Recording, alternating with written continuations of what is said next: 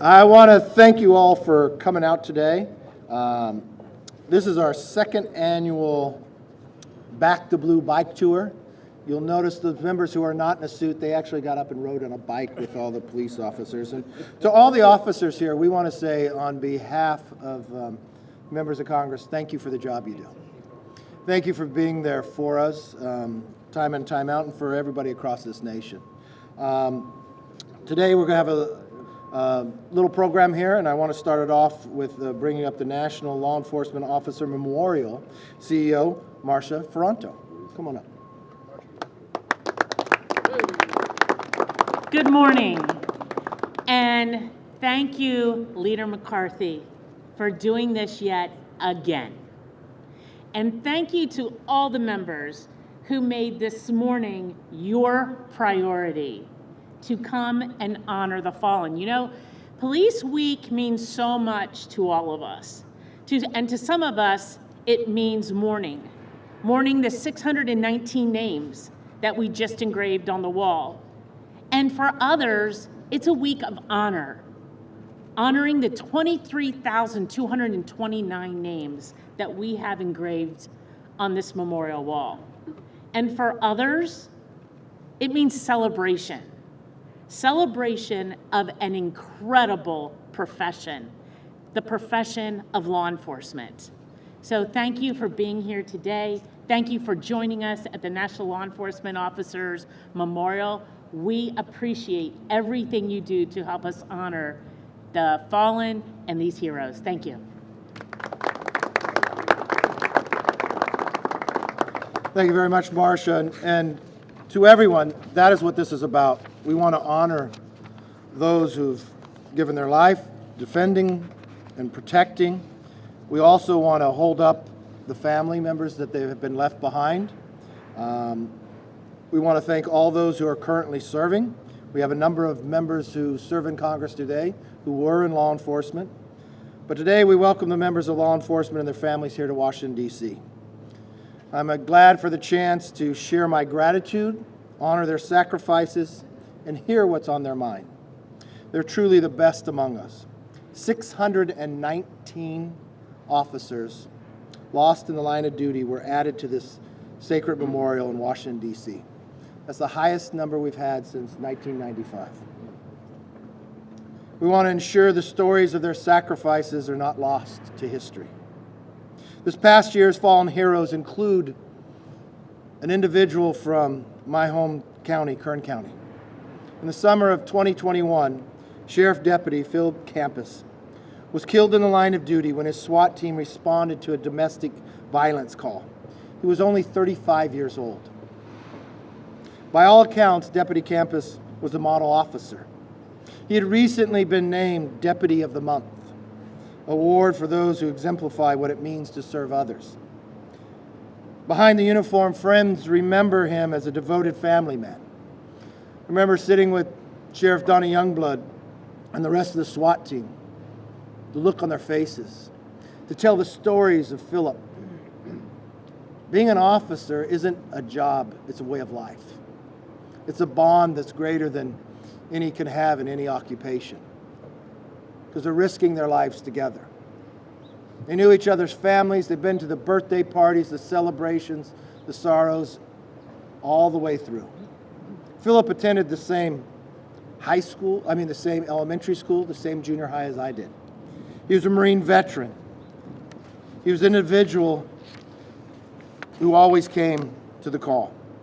As we honor Deputy Campus, we continue to pray for his wife, his young children, and his family who are honored, not just today, but every single day. The sacrifices of our law enforcement officers are a clear reminder that standing with law enforcement isn't something we can do for only 1 week. And I want to be very clear. The men and women behind me who serve in Congress do not support a defunding of the police. We believe in increased funding of the officers. We believe in upholding the law on the books, not picking and choosing from a DA of what they think is important. We believe in a safe community. We believe in the honor of the job. and we want you to be able to go to your job and come home to your families as well. We have a number of members who have worn the badge, been in the line of duty, and now is serving in Congress. And the first I want to bring up from Florida, our Sheriff Rutherford.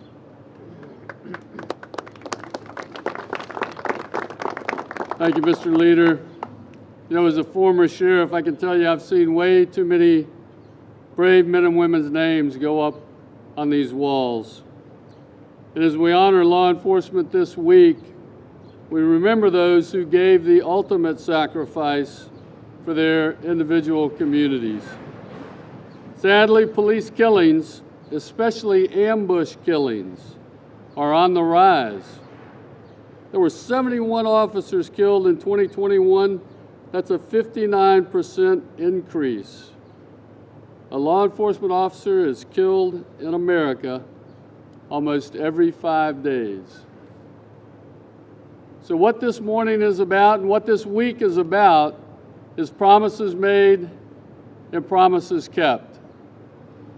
These men and women, when they first pinned on their badge, they were promised that if you go into that breach between the bad guys and the community you serve, and you pay that ultimate sacrifice, you will never be forgotten.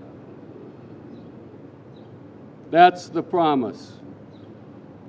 Because a man is not dead until he's forgotten. So today is about promises made and promises kept.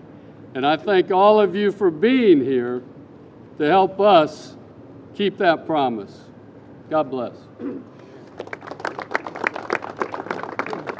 Thank you, Sheriff. To our other sheriff, freshman came from Texas. He's given his life to law enforcement, now continuing to serve. Congressman Troy Nehls.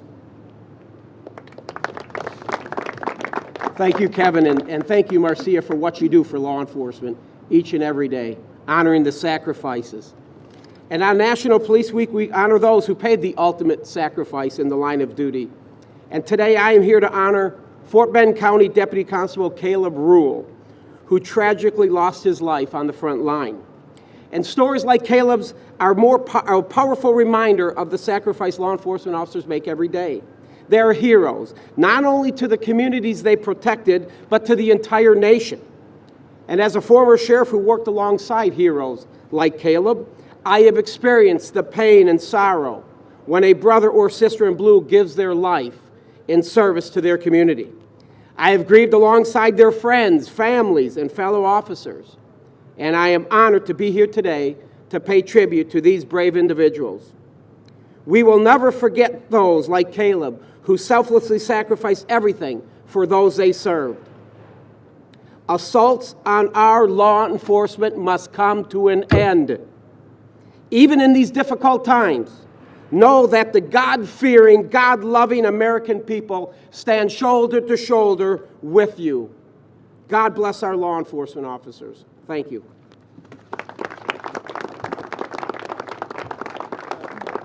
Thank you, Sheriff. And to a member who, I think she may represent more officers than any other district, and she is always there for them, Congresswoman Malliotakis.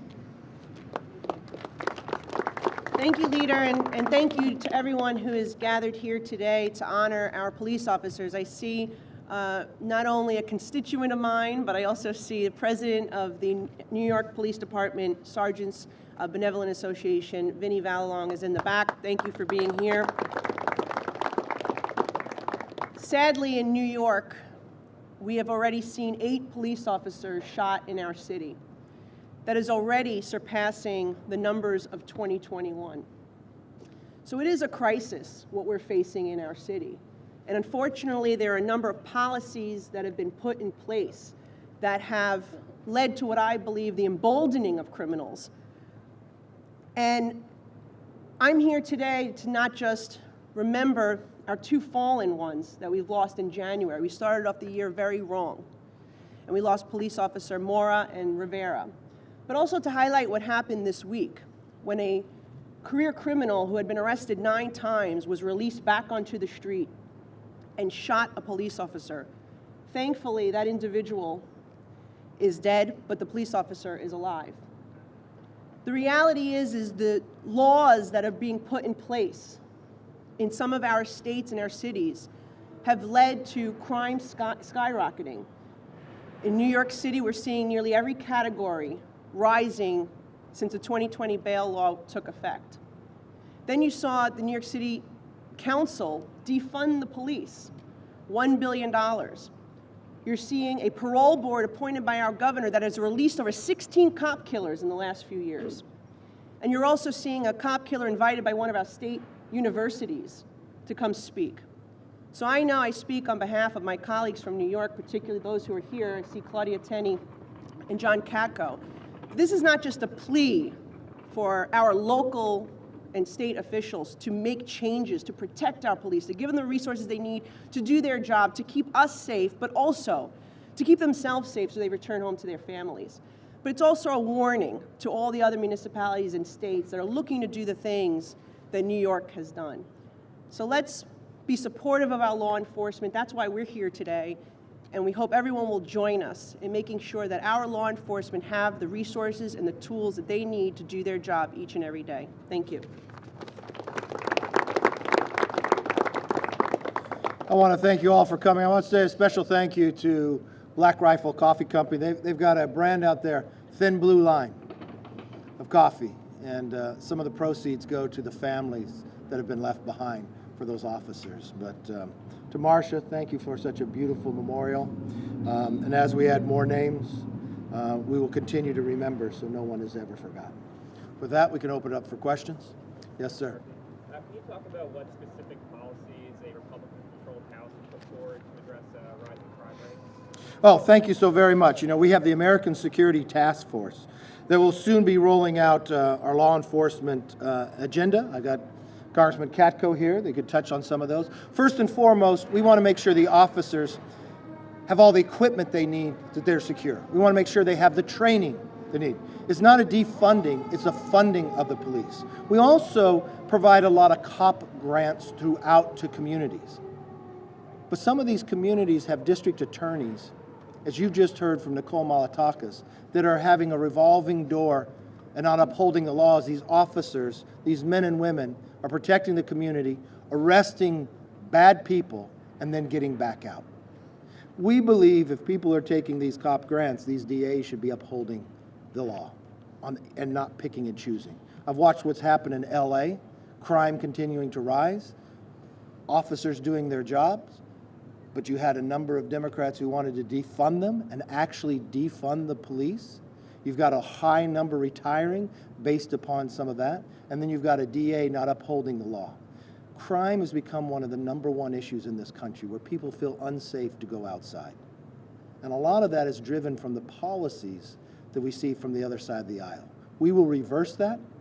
We will focus as one of our major elements, as I said, on the Security Task Force that will roll out in the Commitment to America of greater funding for police, greater training, more community policing, and more pushing of a DA to uphold the law that are on the books.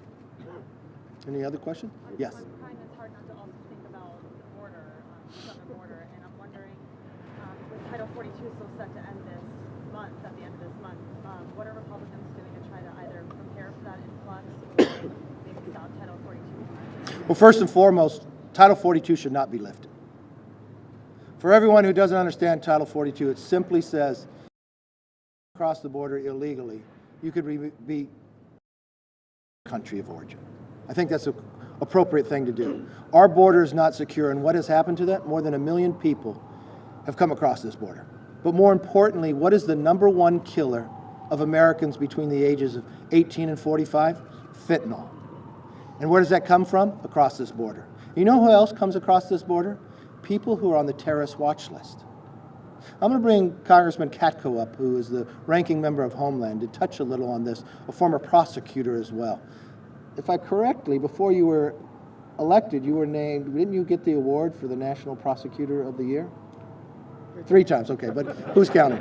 But why don't you come up, Mr. Katko? When we went down to the border a year ago, speaking to the border officers, They told us they had just caught 2 people on the terrorist watch list, not from Central America, but from Yemen.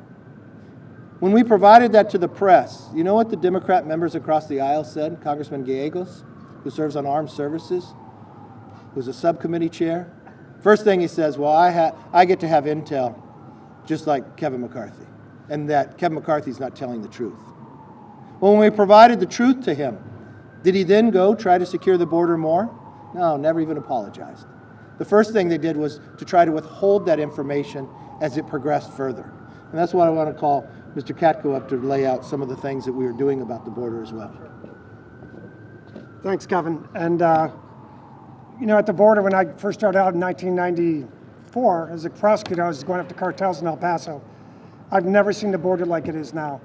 And every single law enforcement, every single community in this country is being affected by it. We're burying our children at record rates, like Kevin noted, because of the fentanyl that's coming across. The cartels have never been more powerful. So the answer is quite simple. Keep 42 in place.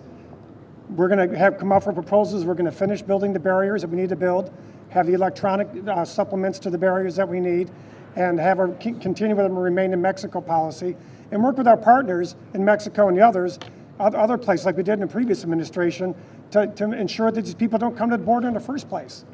And that's what's going on, and it's really a quite simple fix. And the president can say anything he wants, but on January 20th, with the stroke of the pen, he literally destroyed security at the southern border. And now cartels are advertising on TikTok and on Facebook and on all these different mediums, recruiting people to come from all over the world. And the biggest misnomer about the border is that it's just people from Mexico and the Northern Triangle. 160 different countries were seized at the border in the last year. I just got back from El Paso. 5,500 in the El Paso sector alone were from Turkey. This isn't about the poverty crisis in Mexico and Central America. This is about a crisis worldwide where bad people are coming into our country. And they have what's called special immigrant category.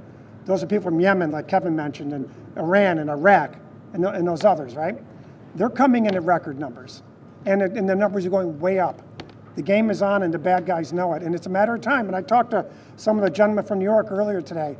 It's a matter of time before something really bad happens with some of these people coming across. And by the way, Kevin knew we were hounding Homeland Security for years since that happened when we went down to the border.